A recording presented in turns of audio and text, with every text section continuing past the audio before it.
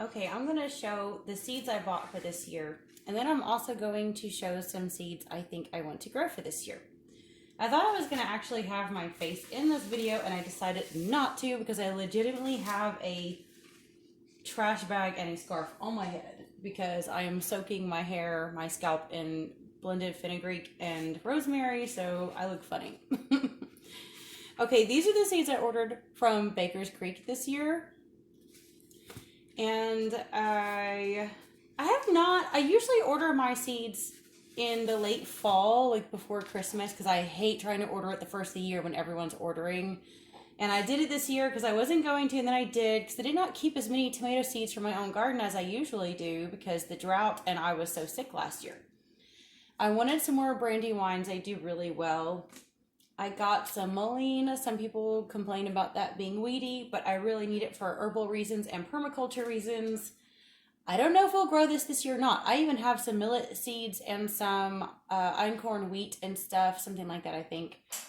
Just in case we need to grow our own grains, I like having a few. And when you get such a small amount in a bag, it's really just, a lot of times I will start seeds just to collect more seeds. I do that with beans and stuff a lot. Like the first few years I grow them, I don't even grow them for eating. I grow them to collect a lot of seeds so I have more seeds for the next year. Now this is a first for me, and I had read that they grow really good here. You can eat them young like a zucchini or eat them as winter squash. And then come to find out, this is what a lot of people on the East Coast call the trumpetino squash, I think. So I'm really excited. Everyone says it works great against squash bugs and squash vine borers, which we have both here in abundance in the Ouachita Mountains. And the only other pumpkin, I may or may not grow some zucchini and yellow squash because they get taken over pretty quickly, but they produce quickly. What was I thinking? The Seminole pumpkin. I will grow those this year. I really have been wanting to grow my own marshmallow if it works out. This is really good for not only all the other reasons that people specify you might hear of, but it really helped me when I had interstitial cystitis really bad. If I took marshmallow and quercetin, it healed my bladder and all of the other function, that you have whenever you're in pain. I want to try these. I had tried some from Baker's Creek before, but it was like a different type of loofah gourd, which I didn't realize, and I never could hardly get them to grow here. I finally got one to grow one year, and the freeze came before they were even remotely done. So I'm hoping that these just general old-fashioned loofah gourds will grow because we want our own loofahs so bad. I got more black cherry tomato seeds. I never thought I'd have to do that because I have my own seeds every year in abundance. And like I said, for some reason, I did not collect any this past year. I was really, really sick and I'd gone through a lot of stuff. I was recovering from surgery and it just was not easy. I still have pain from that surgery, even though it's been over a year. So this is a lettuce mix, which I cannot wait to start growing. It's not very many seeds in here, but a little does go a long way. And I got this for free, so I'm excited to have some more lettuce. Really want that. Now these I actually got from the local store. I was thinking, oh, I can save money getting some seeds from the store. And these days, not so much. With inflation, it's like they take advantage of people. And I was looking at a lot of the radish seeds and stuff at Walmart, and I'm like, it costs the same amount for a packet of seeds as a whole bundle of radishes. And used to, you could buy a whole pack of radish seeds for, 68 cents, 97 cents. So you end up with more food for less money. And these days they want $3 for 25 radish seeds. And I'm like, okay. And out of some of those, they won't all germinate or grow to a perfect radish. Sometimes they get eaten. Sometimes they get issues with them and split and everything. So it's just not worth it. But I have a lot of my own radish seeds anyway. I don't know how well I'm going to be with doing herbs. Herbs are so picky about how they sprout. So may or may not have any success with herbs. I'm going to do a lot of research on each one first. Marigolds, of course, I love those. And lavender is one I'm going to research a little bit to see if they will sprout. Okay, I had absolutely zero trouble last year with the sage, the blue Syria sage, and of course, basil's super easy. It's probably one of the easiest herbs. You can just throw them in the ground, they do fine. And I think I grew a couple others, I don't know. I don't know why I have never grown this type of kale before. I just haven't. I've always grown little curly ones. And I don't know, seriously, don't know how successful I would be even with any of these. Here's the problem with where I live. We don't really have a fall or spring. They say that we do, but they lie, okay? Like if you go to the website, it says, in this part of the country, we have all four seasons. They lie. We have a summer and a winter. And then sometimes we have a winter, and sometimes we have a like a winter spring. I mean, we have leaves that, the leaves change color and stuff, but it freezes. We hardly ever have that nice, perfect weather for good spring vegetables. It gets too hot too fast. Every time I have ever tried to grow spring and fall vegetables, which are my favorite to eat and my favorite to grow, they will bolt so quickly because all it takes is one day in the 70s, which we will get. We actually just had a day in the 70s yesterday in February, and tonight it's going to be 27. And this is the stuff that ruins all the spring and fall plantings. I can't count how many times I've had cabbage and stuff bolt on me before I get a hedge. So I don't know how well this is going to work out. I do know I had the most success last year with turnips of all things. Beets, not so much. Radishes were okay. Turnips were amazing. So I'm definitely growing turnips again. I just got the snapdragons because I had bought the black print snapdragons from from Baker Creek last year. They grew so easy, so amazing. I had no idea it'd be that easy because the seeds are so tiny. I thought they might be picky, like herbs, but no. So I got this just because they're such an easy flower to grow. And I need to be growing more bunching onions, I know. So that's why I got those. Now I have a bunch of seeds in drawers in my dining room that we've collected. Ooh, I think I want to try these. I don't know when I bought these. I don't think I've gotten to try. I may have tried them. I don't know because we already had so many beet seeds. I don't know how well these are going to work out, but I would love to try these. These I bought last year. Or if not even longer. Some seeds I have for so long, I don't know if I will ever use them. These we bought. Yeah, I think a lot of these are bought. Well, I think they were bought at the beginning of last year, maybe. These did wonderful. Just the plain purple top white globe turnips, and they're just so gratifying to pluck out of the ground when you have big handfuls of giant turnips. So I definitely want to grow these so bad. I still haven't prepped my garden. I feel awful. People are already growing stuff in their greenhouse this time of year, but I am still not at my best. I am tired all the time, so I'm doing what I can. We have, of course, all the beets. I don't know how well they're going to do. They really didn't do that well before. But the person who planted them, I didn't plant the beets last year. So they crowded them out. They didn't know what they were doing. Let's see. More turnips. Oh, joy. And then, here's some more. I've got onions. I don't know if we're really going to be very successful with the onions because every time I try to grow them the way they suggest to, I feel like they grow so fast and then they don't make it. I don't know how to explain it. It's like I do everything like Am I Gardener people tell you to do, and I just don't get the same success with them. So I have actually gotten the seed onions, which I know they say not to because of ABCD, but they work for me. So I may try those again this year because I actually have a few grow lights and a few warmers this year. We shall see.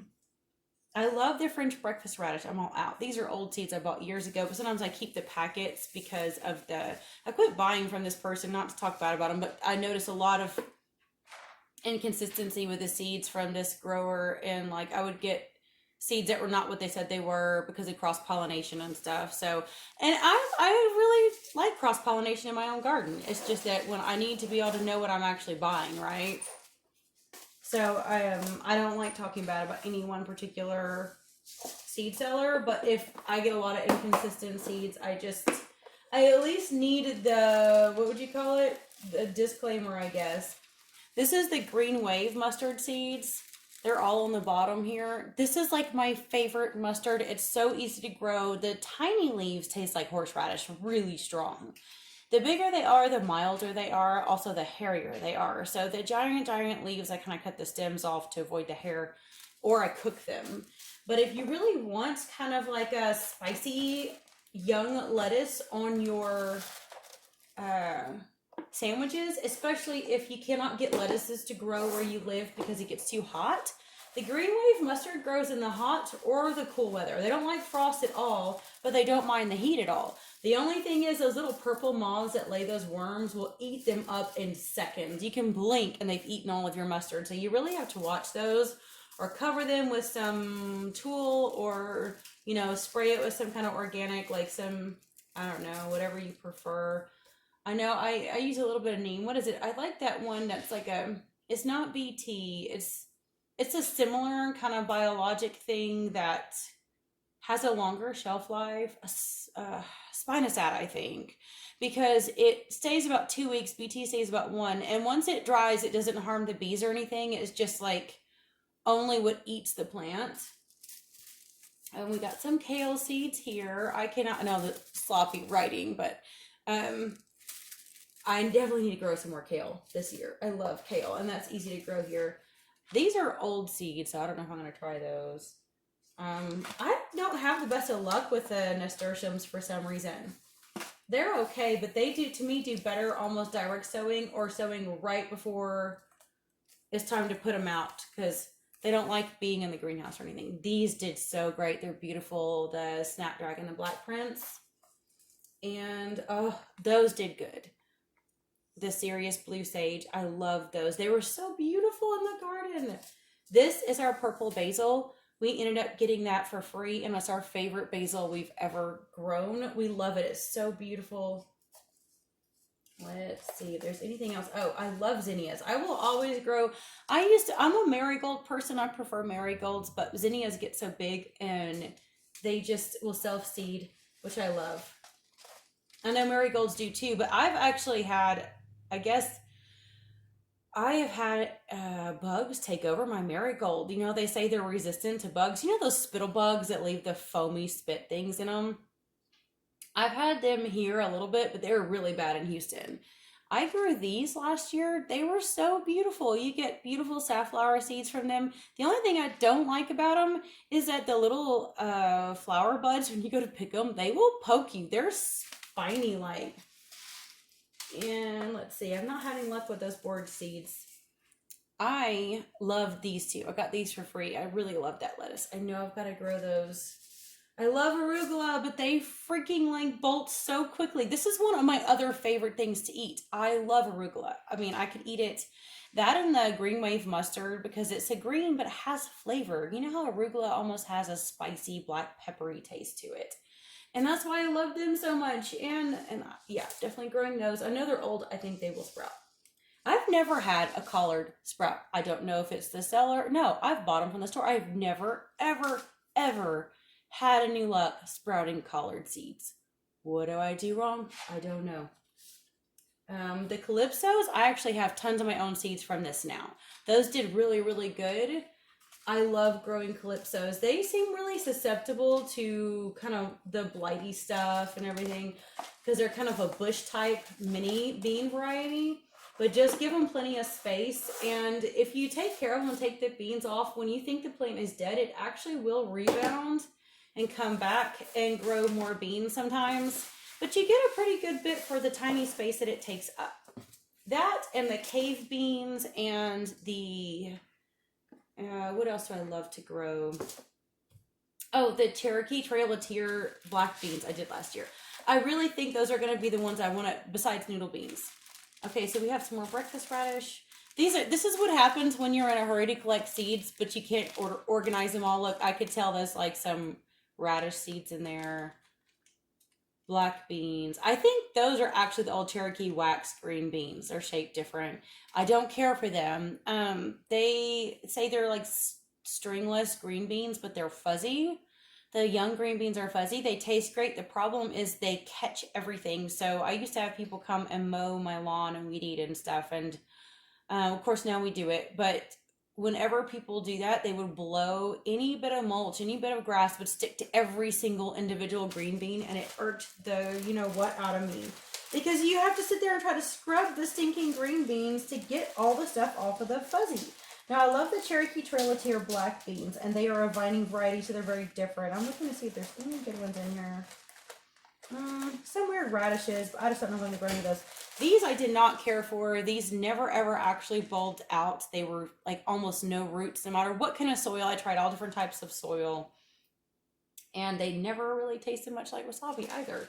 If you want a wasabi flavored thing, I would just stick with the mustard greens. Let's see, what is in that?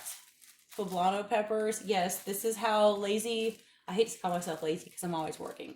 Exhausted, overworked mom save seeds. So I love poblano peppers. I definitely want to grow more of those. That is dusty. It was probably in the room when I had chickens. My baby chicks at one time. And I love delicata squashes. I will not grow them because they cannot handle the pest pressure out here. These are mostly all my old, I need to throw most of these away, I think. I love those. I tried to save seeds from these and they did not work. These are the most beautiful things in your yard. The amaranth, you can get those. I've seen those seeds at Walmart too. And of course, you know, the birds will eat them. So you attract a lot of good stuff when you come. I mean, a lot of good stuff will come when you grow them. Let's see. All right, these are old. I need to get rid of some of these. I know you guys you love my lack of organization before I show you everything, how real it is. Cabbage seeds. That looks gross. What is that? Oh, old tomato seeds.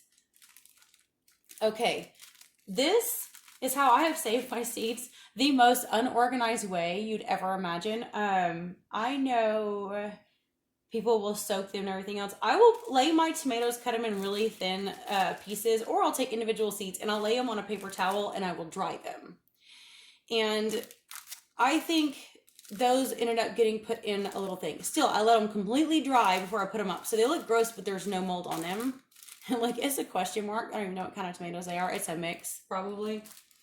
They sprout. They sprout every time. I will just take a whole thin piece of this and peel off the back paper towel, just shove it in the little seed cells, and I get a whole bunch of tomatoes sprouting, and almost no work involved. I don't have time for all of this soaking. I've tried the whole soaking and quote-unquote fermenting the slime off the seeds and blah, blah, blah. And yes, if you want to sell them, that's what you have to do. You can't even sell seeds in this country without, like, a permit and all of these hoops you have to jump through because we live in a quote-unquote free country.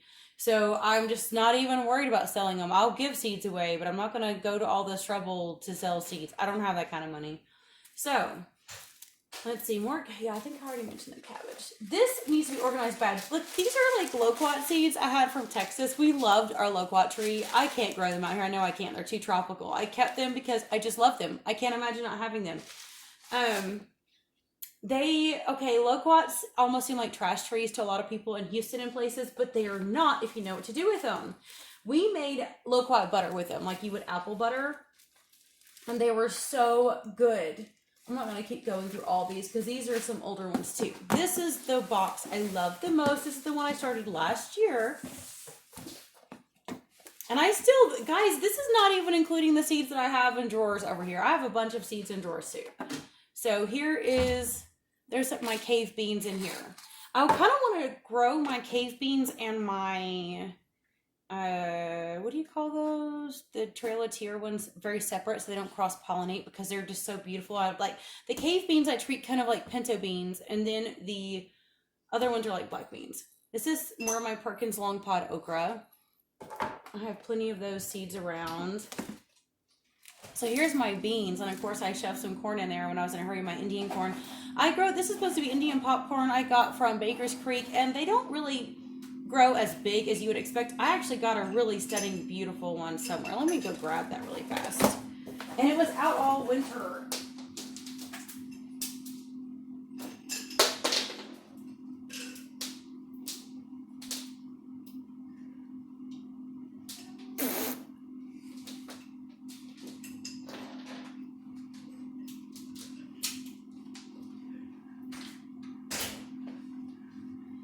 grown the Indian popcorn for a couple of years now, and I still usually only get those little tiny ones. Like those little short baby ones. And I was cleaning out my garden a few days ago, and this big beauty pops up. Look at that. Isn't it gorgeous? Now, year before last, I grew some Jefferson. I think it was Jefferson. Is that what it's called? I can't think. I know it was after some president or something. I can't remember. Or some kind of like gourd seed corn. And I'm wondering if one of the seeds might have pollinated with this one and it made it a little bit bigger because there is some yellow in there. But I love the genetics of this one, so I'm keeping this one to grow this year instead of the other ones. Most of the time, what I do with my popcorn things, since I don't get a lot out of them, I just throw them in random places and grow them for my chickens. Because you can just throw them fresh or when they're dried up over the winter into my chicken coop. And when I was cleaning my garden out and I got all kinds of corn a few days ago, they were so excited to just get, corn thrown over the fence. And these are the green ones. I actually like the purple ones more. Here's the cave beans I love growing so much. These. I love the red beans. They're so beautiful. And I actually like those as my green beans because they're so much easier to grow than the wax beans that have the fuzz on them. And here is the millet, which I want to try growing some millet this year for all the birds, maybe with some of the sorghum. And that was not Black Dakota popcorn. That was the reason why I decided not to grow that anymore. It ended up looking like the red strawberry popcorn, very small, and it definitely was the red strawberry. And then this is emmer wheat is what I bought. And I have not had an excuse to grow it yet, but I want to because my chickens, even if I'm not a big wheat eater, the chickens will eat it. And I think it's good to have your own seed genetics that are kind of used to your region that you grow for several years. So if for any reason all of a sudden you can't get any, there you go. You have some, right? So here's my greens. Oh, look at that. That's like a mix of seeds. Of course, this is what happens whenever I don't know what's what. Everything spills out and then that happens. I have not had a lot of luck with Swiss chard. Some people do. I don't. The kohlrabi does amazing. I love the kohlrabi. I want to grow more of that this year for sure. Where are all the ones I'm pulling out to grow this year? I'm putting it over here. I think those did really well. Those are amazing. I need to grow some of these. I should have already started those. They handle freezes pretty well. I love those. I've already talked about those. Celery, I have not had much success with those. I doubt I'm going to try that. These are all older ones. I never had much success with any of the cabbages or collards. The little gym lettuce did well. The Chinese cabbage, no, did not do well. It bolted. It grew fine. It did. It sprouted great. It transplanted great. And then it bolted before I knew what happened. Okay. I could have sworn I bought some more Market Moors this year. I know I did. I show those? I thought I did. Anyway, here's some Market Moors here. These are the ones I like to grow the most. The Chicago is my favorite for pickling. And the cucumbers, the Market Moors are my favorite for fresh eating. I know some people will still pickle these. It doesn't matter how tiny they are. Unless they're uber tiny and whole, they do get soggy when you pickle them. I think they do okay for bread and butters though, because the bread and butters are there's so much sugar and everything in the bread and butters. They stay kind of crunchy sort of. And you cut them in big wedges. But that's about the only time I want to use these is for bread and butters. For regular dill pickles, these are where it's at. And if you do these tiny, which is so hard to do because they grow, you can blink and all of a sudden they're fat pickles. So it'll fill up a whole jar. So they grow so fast. These things produce so fast, both of these, that they're the first producer every summer. And within the first 2 months of summer, I have gotten, off of 6 to 8 plants. I want to be honest about it. So I'm trying to think about how many plants I probably had last year. Probably more than that. I just grow a lot more than I realized. I probably had 1, 2, 3, 4, 5, 6, 7, 8, 9, 10, 11, 12, 13. Okay, I have a problem. I probably had about 25 plants last year. It's probably my problem. And I probably had 100 pounds of cucumbers or more. And I could not hardly process them all. We froze a bunch and just gave them to the chickens when the drought came, which was a lifesaver because it kept them cool. These I got for free, which I actually did not care for that much. I've bought other burpless ones, and they're okay. They're actually these. I mean, everyone loves like the long English ones that are kind of like these in the stores. It's like they're good tiny. I would say they're only good tiny and fresh. I don't even like pickling them. When they're tiny and fresh, they're okay. But to me, the flavor of any of these are just nothing compared to Market More. These are pretty bland. They might almost have a mild meh taste to it, right?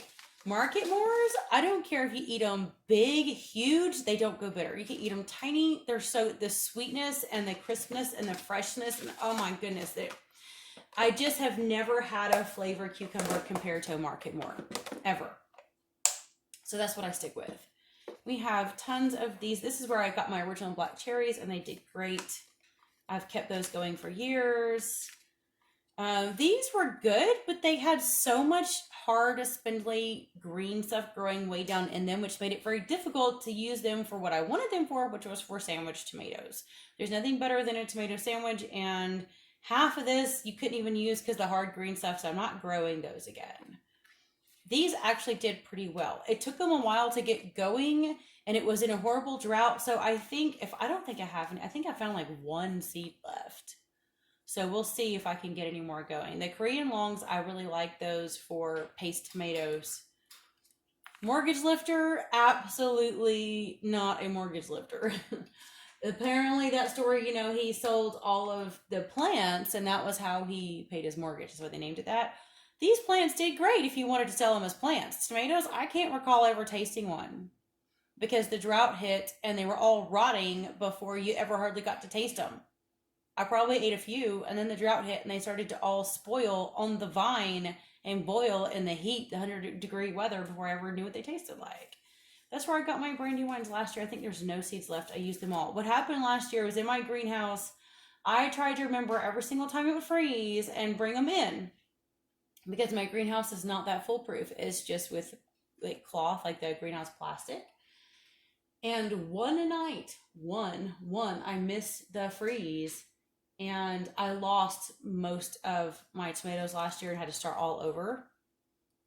And these are, the Homestead tomatoes, not crazy about either. They grow fine, but they're just, no, I don't need to grow. I love these, but I don't think I have any more seeds, and I'm not going to buy them again this year.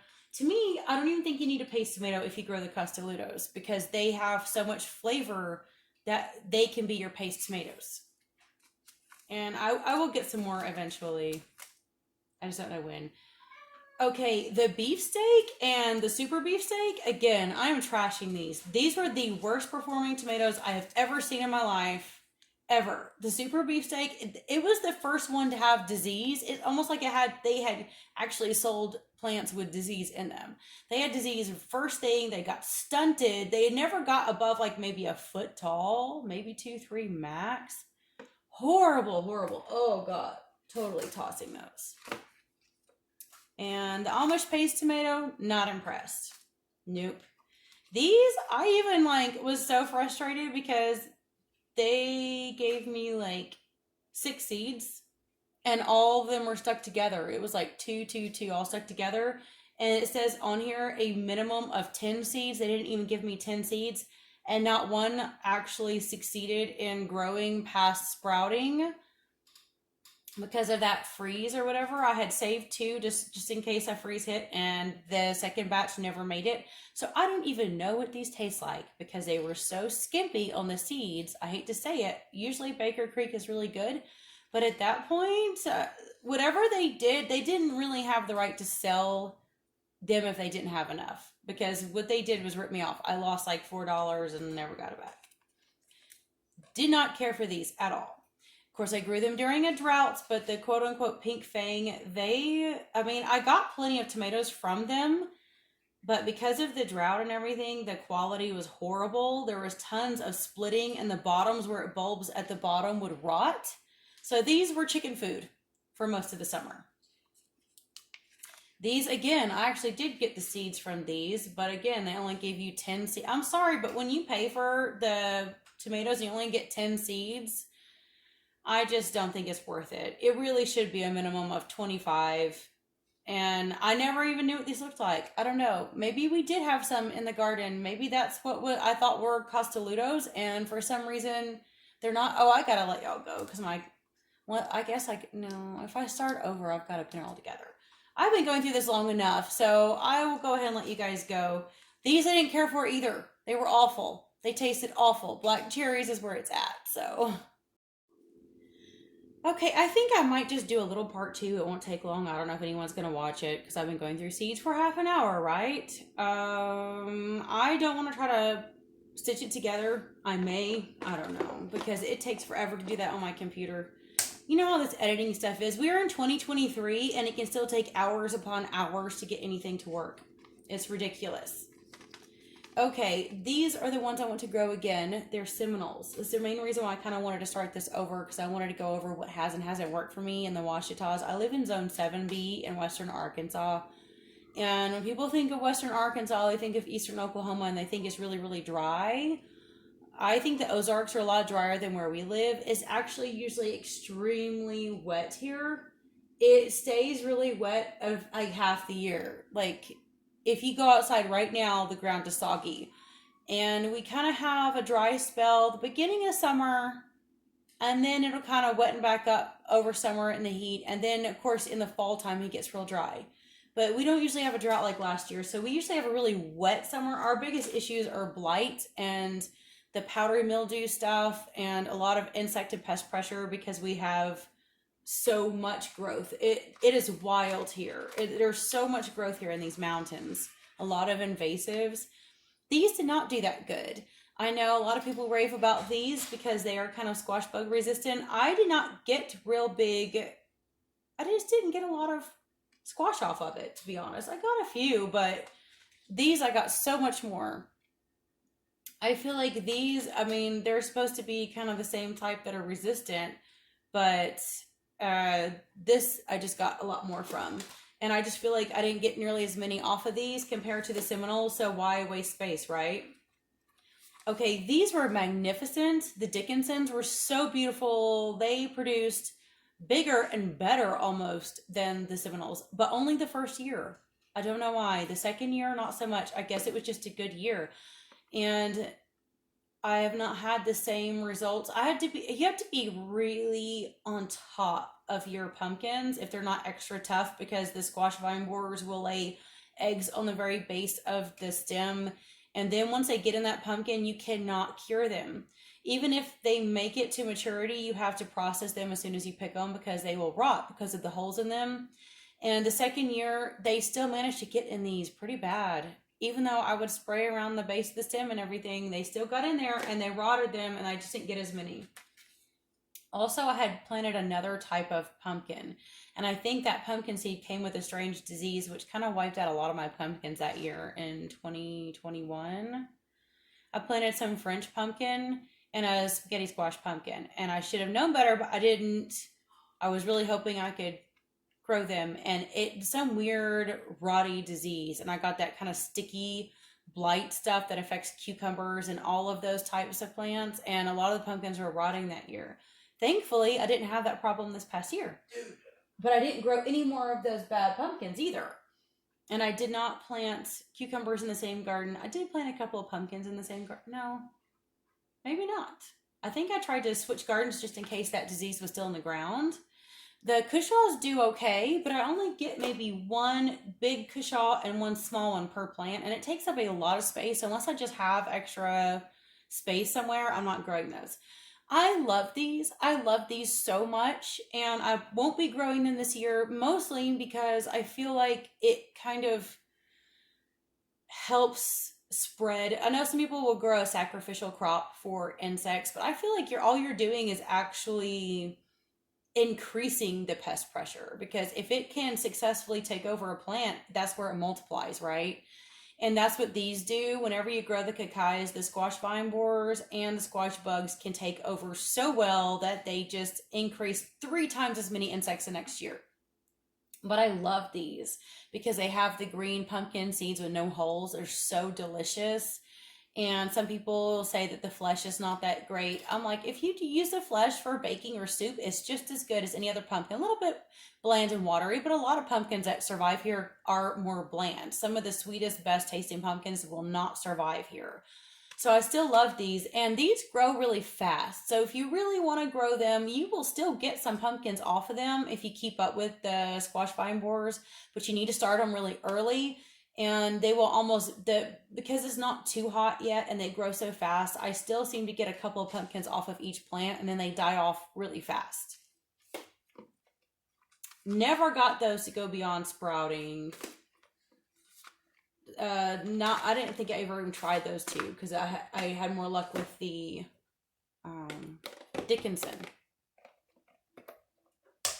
Okay. So these I will possibly, I may not grow those this year. I may not. We'll see. I may not and just stick with the Trumpetino ones and see how they work out. Even though I love those so much too, I just know I'll be feeding the pests. It's just awful, isn't it? There's some older ones. Those I never had any luck with. The Casertas, oh, these are amazing tasting and they're stunningly beautiful, but they hate transplanting. And I cannot direct sow a lot of my plants in the ground here because like I said, our pest pressure is insane. If you were to direct sow your squashes here like a lot of people do, what happens is the slugs or some other insects, ants, anything, they will eat the seed. They will find that seed and they will eat it. Or the ground stays so moist for so long that they rot. I just do not have luck direct sowing squash here, ever. So I really do. I transplant. I start in the greenhouse and I transplant them out. Before I had the greenhouse, I did the winter sowing method and transplanted them out and they did fine. Except the Caserta hates transplanting because of the heat. It does not like the sun. And even if you try to harden it off, okay, even if you try to start it directly in the ground, the Caserta hates that direct sunlight. It gets so hot here. Because the rest of the year, you'll notice that it's the first one to kind of sag and wilt when it gets hot. But it has the yummy, yummy squash. I'm just not going to grow it because it's not worth it. Oh, melons I won't be growing. I have to realize I am allergic to my favorite ever. I grow this so easy. It is so depressing.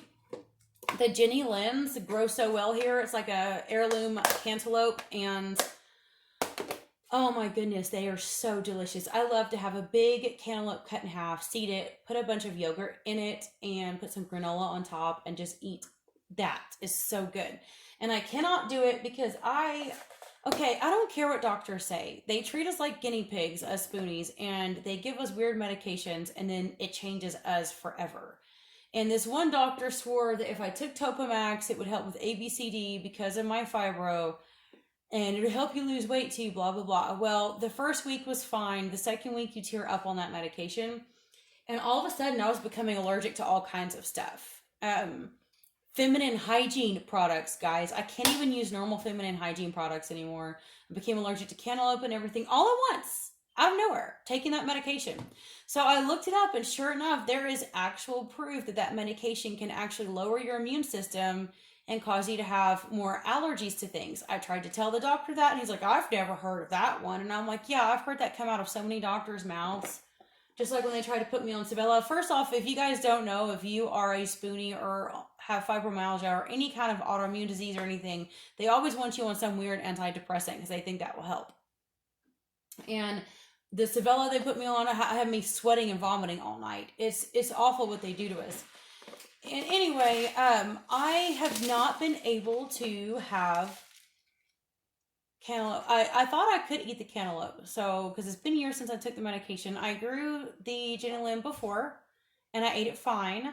I grew it again last year, and I probably got so much of the cantaloupe that I probably was eating too much, and I ate not a whole bunch one night, but all of a sudden the allergy came back with a vengeance. Now, they say if you have an allergy to ragweed, you're more likely to have one to cantaloupe, right?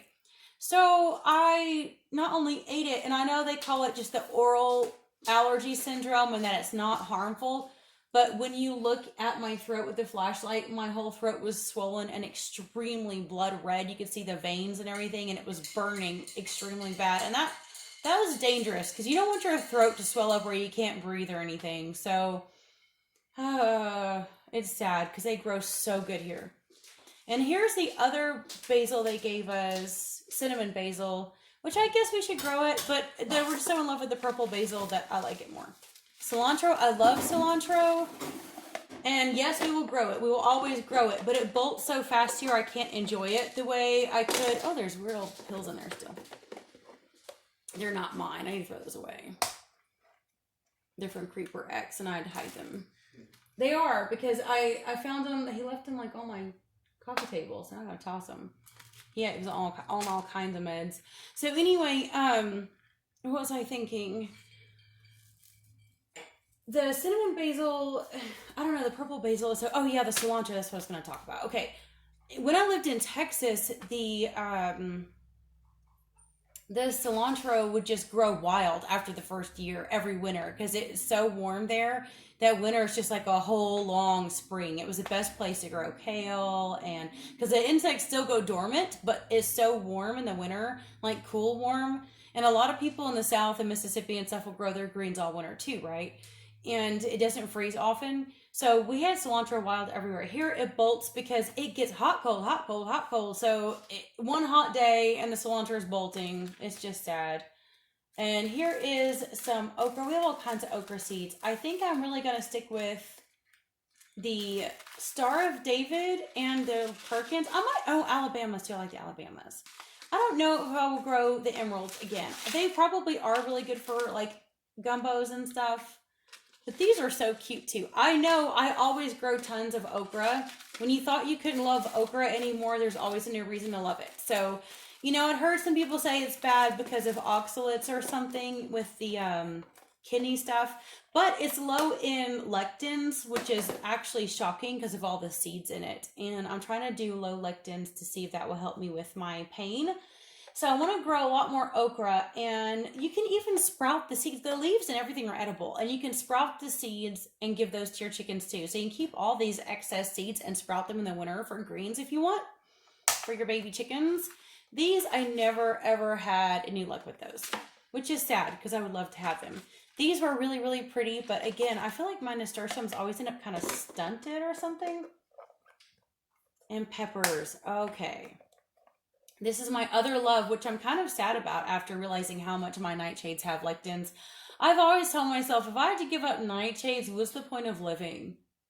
I mean, it's like, that is my life, right? So, and actually the cayenne really helped me heal my interstitial cystitis because it's a very pure capsaicin.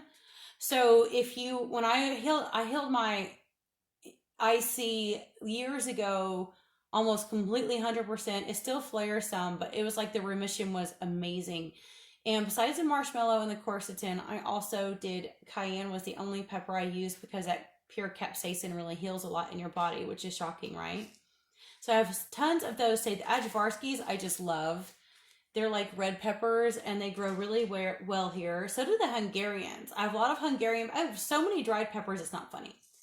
Because they do really great here. And we have the Korean dark greens. I've mentioned that in one of my cooking videos where we have a lot of dried ones. The walls in these are really thin. They dry well. If you want to make red pepper flakes, these turn red fast and I can't keep up with them. They produce so well. They make tiny little compact bushy plants compared to other peppers that grow real tall. You don't have to train these. They stay compact and they're beautiful. If I had the time and money to invest in like big I guess barrel pots or something, they'd be pretty to put in. To me, I feel like growing anything in pots here in the hot South is a bit risky unless you know how to water them because everything in a pot gets 10 times as hot as in the ground and it also dries out 10 times as fast. So you can really, your roots of your plants can literally burn. So I don't really like doing things above ground, but these would be pretty, like say you had a long sidewalk that goes to your mailbox or something, you could plant these as ornamentals on each side of your mailbox and have these beautiful bushy peppers. They are so gorgeous and they're so easy to grow, so low maintenance. They don't require much. And the red pepper flakes are wonderful from them. We'll throw whole dried red peppers and stuff. And when you pickle these green, they make such a yummy texture. They have a thicker wall when they're green and pickled, and they're so yummy to eat whole on food, spicy. Okay, and we have poblano. Of course, I mentioned that. And serranos. Now, these are definitely worth growing because you get so much more bang for your buck. I love jalapenos for the flavor, but if you want to make a lot of salsa with very few plants, this is where it's at, because we got so many off of these. We still have not eaten all the peppers in the freezer. We probably have 3 to 6 pounds of peppers still in our freezers, and we just can't eat them all. It just, there's so many of them. And these have probably, one of these can probably replace 3 or 4 jalapenos, and they have that much heat, and they're still really flavorful. And the Tabascos, these are wonderful. I have yet to, no, I take that back. I was going to say I've actually made my own version of Tabasco sauce, but kind of cheating. You can can these either green or red. And if you can them, green is kind of like those little hot pepper bottles you get in the store where you just take the vinegar from it and leave the peppers in there. And if you can them red, just take the stems off, can the whole peppers, and then when you're ready, you can blend it and you have like a thicker sauce, kind of like a sriracha, except it's not fermented. And you have a really yummy Tabasco sauce that way. Because I don't always have time to do it, so if you're in a hurry and you're getting more than you can handle, these are really beautiful too. These are almost ornamental plants too. They get a lot taller, but they're really beautiful to look at. And you can blend those up and make a yummy sauce. These are really pretty too to look at. They're Chinese 5-color. They really are more for ornamental purposes. They get really big too. They get as big as the Tabascos, if not a little bigger. They are really pretty to look at. You'll have to train them some if you don't want them to fall over or kind of stake them. But I just don't care for the flavor much. And of course, they don't retain the color when pickled. So there's not much to do with them. I doubt I will grow these this year. I'm probably going to keep it pretty simple. Never had much luck with the banana peppers or these bell peppers. Got more Hungarians and Ajavarskis there that are for my own seeds. And yes, they could cross-pollinate, but I have not had much of a problem with that. I have grown lots of peppers, and when I save seeds from each pepper, they seem to come back as what they're meant to be. So I have not had, ever so often I get cross-pollination too with my tomatoes, but they're kind of self-pollinating too. So even though bees and things can cross-pollinate them, I don't have a big problem with it. I have gotten one tomato one year that you could tell was a cross between a Costoludo and a black cherry, and it was really cute. And there's some more Ajavarskis. These I really love. Okay, so this year I probably only want to grow a few jalapenos, some lemon spice jalapenos, 1 or 2 serranos, because I don't need a lot of peppers this year, and maybe some Ajvars. I don't even know if I'll do Hungarians, because we have plenty of Hungarians still that we haven't made paprika yet. They're still whole. I have yet to blend them. So that's all I've got, guys. I know this is on and on forever, and some of you may be bored with it, but some of you might be interested, so there you go.